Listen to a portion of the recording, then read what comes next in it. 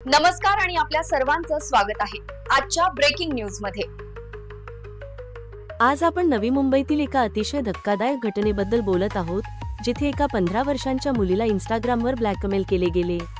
ही घटना सायबर गुन्ह्यांची भयावहता आणि ऑनलाईन सुरक्षिततेचे महत्त्व दर्शवते। डोंबिवली येथील ही मुलगी 11वीच्या वर्गात शिकते।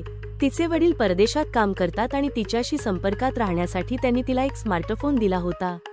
याच फोनवर तिने इंस्टाग्राम ॲप डाउनलोड केले, जिथे तिची ओळख चिराग गावंडे नावाच्या एका व्यक्तीसोबत झाली।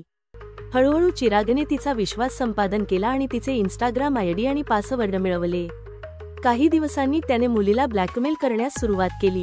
तिला अर्धन व्हिडिओ पाठवण्याची धमकी दिली आणि सांगितले की जर तिने व्हिडिओ पाठवला नाही तर तो तिचे फोटो इंस्टाग्रामवर अपलोड करेल।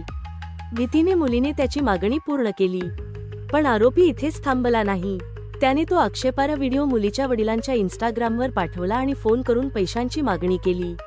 वडिलांनी तात्काळ पत्नीला याची माहिती दिली। पत्नीने तात्काळ मानपाडा पोलीस ठाण्यात तक्रार दाखल केली। पोलिसांनी या प्रकरणाचे गांभीर्य लक्षात घेऊन आरोपी चिराग गावंडेवर भारतीय दंड संहिता आणि पॉक्सो कायद्याच्या संबंधित कलमांखाली गुन्हा दाखल केला आहे। मानपाडा पोलीस ठाण्याचे वरिष्ठ पोलीस निरीक्षक संदीप शिंदे यांनी सांगितले की आरोपी नवी मुंबईत राहतो आणि त्याचा शोध घेण्यासाठी एक विशेष पथक तयार केले आहे। ही घटना ऑनलाईन सुरक्षा आणि मुलांच्या संरक्षणाविषयी अनेक प्रश्न निर्माण करते।